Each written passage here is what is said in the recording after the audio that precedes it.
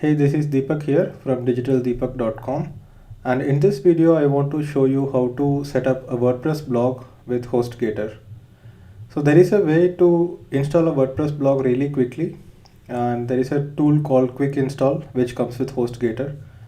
So right now I am at the website of one of my students, imalok.com. So his name is Alok and I am helping him set up a website and also creating this tutorial video while I set up the website. So when you sign up with HostGator, you will get a welcome mail from them, and the welcome mail will have name servers and a link to cPanel login. So cPanel login link will look like this, and they will give you two name servers. These name servers should be configured with your domain name. Based on where you register your domain name, the name server configuration will differ a little bit. So if you register it at GoDaddy, you just need to go inside settings and there will be an option for name server. So that is pretty straightforward. You can find out, or you can just search how to set up the name servers in that particular domain registrar. So once you set up the name server and go to the relevant domain, you will get a page like this. You can either click cPanel login here, or you can log in to the cPanel directly from this URL as well. So this URL will be given to you by HostGator once you sign up. So you can see both are the same URL right now, and I will log in into the cPanel. So the username and password will also be sent to you once you sign up for HostGator. So let me click on login. So here I am inside the cPanel, and let's go ahead and set up the WordPress blog now. So there is a link right here called WordPress installer. Just click on it. Here you can select the domain on which you want to install WordPress. So here I am selecting imalok.com, and if you are having a baby plan with HostGator, you can add multiple domain names, right? So here you can have more domains and install multiple WordPress instances on different domains if you want. So here I have entered all the details: the blog title, admin username, first name, last name, and the administrator email ID.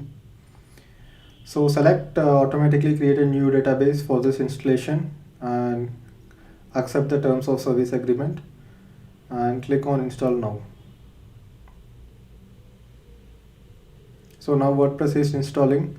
Usually if you manually install WordPress by downloading the WordPress files from wordpress.org, you need to set up the database username yourself, but this process will kind of automate the entire installation process. So here I have the password and the username as well. Obviously this will be changed by the time you are watching this video. So let's check imalok.com now.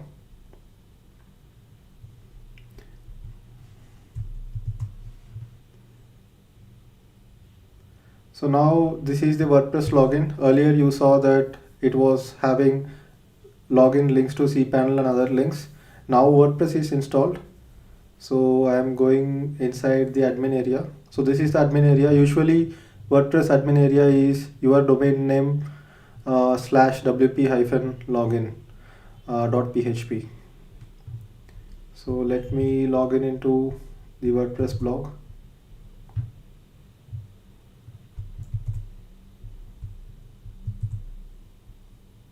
So now that the WordPress blog is installed and I have logged in into the admin area, and I believe you would have already seen my tour of WordPress admin area where I took you behind the scenes of my blog. So you can see that this blog is also similar. So I believe now the WordPress blog has been set up. Yes, so now the WordPress blog has been set up. Now you can go ahead and edit the themes if you want. So if you go into appearance themes, you can see that there are different themes available. You can go into premium themes or free WordPress themes. So let's say I want to get this particular theme installed. I just need to click on install.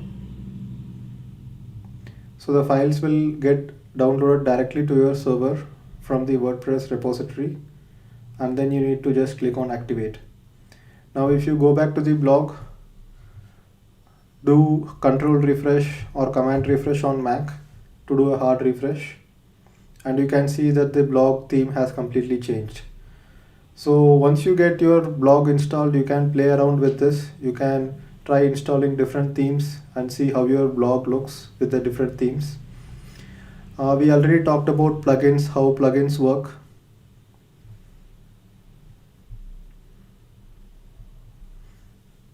You can click on add new plugin and you can install any plugin you want directly. So that's about it. That's how simple it is to install a new instance of WordPress blog with HostGator. And if you haven't signed up for a HostGator account yet, you can click the banner below this video and sign up for an account. And remember that it has to be hostgator.com and not hostgator.in, because the service from hostgator.com is definitely better because it's from the US. So let's go back to the cPanel and see what other features are there in the cPanel. So cPanel is basically a server management software, and right now this is a shared server. So you can see this is gator3211.hostgator.com. So there are many features here. We might not want to go into all the details.